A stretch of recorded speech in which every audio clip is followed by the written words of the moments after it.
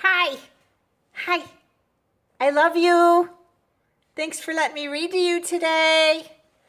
I'm going to read you one of my favorite books, and I think it'll become one of yours if it's not, called the Jesus Storybook Bible. This is written by Sally Jones. This book, I've read to Ethan, and we love it, and I think you'll really like it too. Let's start here at the story and the song. Can you see the children there? The heavens are singing about how great God is. And the skies are shouting it out. See what God has made. Day after day, night after night, they're speaking to us. God wrote, I love you. He wrote it in the sky and on the earth and under the sea. He wrote his message everywhere because God created everything in his world to reflect him like a mirror, to show us what he's like, to help us know him, and to make our hearts sing. The way a kitten chases her tail, the way red poppies grow wild. Those are kind of like red poppies right there. And the way a dolphin swims, God put it into words too and wrote it in a book called the Bible. I'm going to read you some of that. I think you'll like it. These are some people that are in the Bible. Now, some people think the Bible is a book of rules telling you what you should and shouldn't do. The Bible certainly does have some rules in it. They show you how life works best.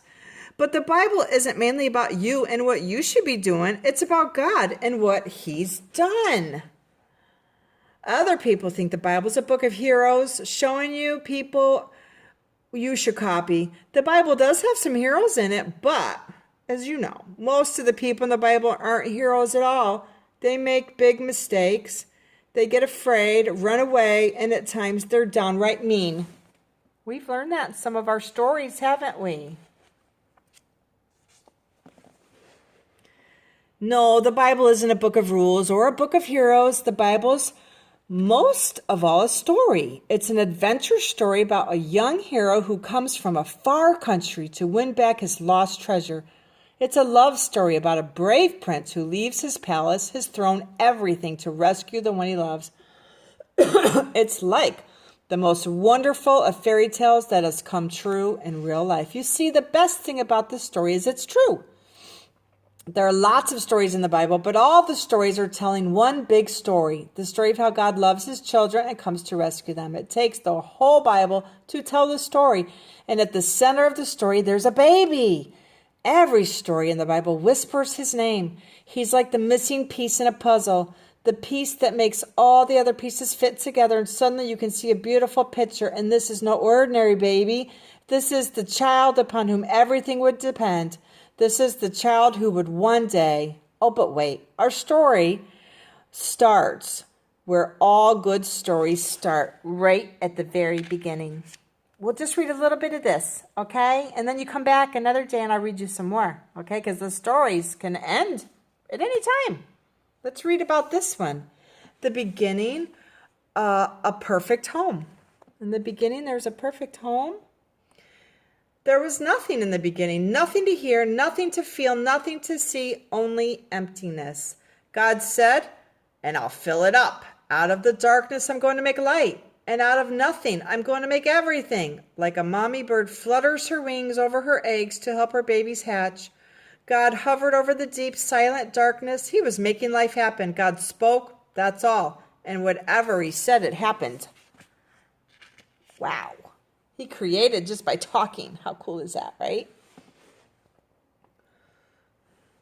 God said, hello, light. And the light shone into the darkness. God called the light day and the darkness night. You're good, said God. And they were. Then God said, hello, sea.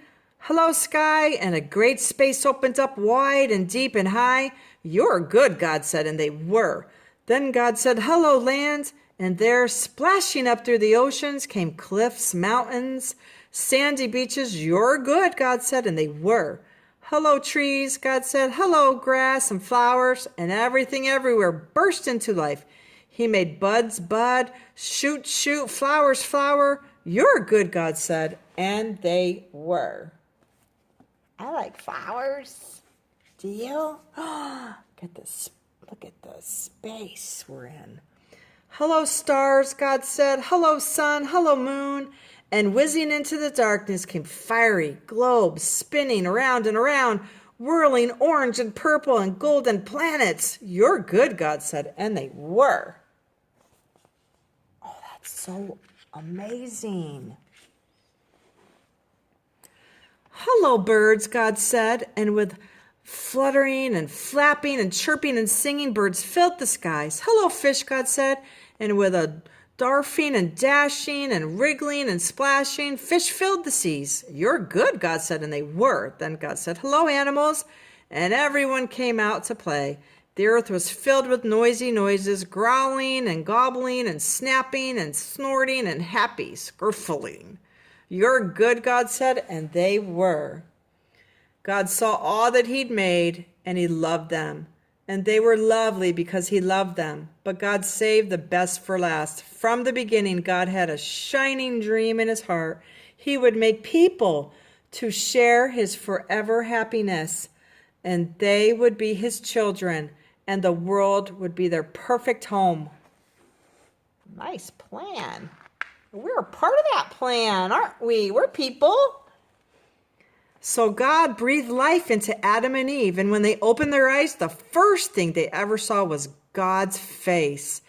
And when God saw them, he was like a new dad. You look like me, he said.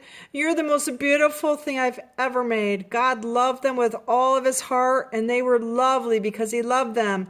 And Adam and Eve joined in the song of the stars and the streams and the wind and the trees, the wonderful song of love to the one who made them. Their hearts were filled with happiness, and nothing ever made them sad or lonely or sad or afraid. God looked at everything he had made perfect, he said, and it was. But all the stars and the mountains and oceans and galaxies and everything were nothing compared to how much God loved his children. He would move heaven and earth to be near them always. Whatever happened, whatever it cost him, he would always love them. And so it was that the wonderful love story began. So that's where our love story begins. Where God made everything, and he made you. I love you. Come back and let me read to you again. I got another story for you, okay? That's just the beginning. I love you. Bye.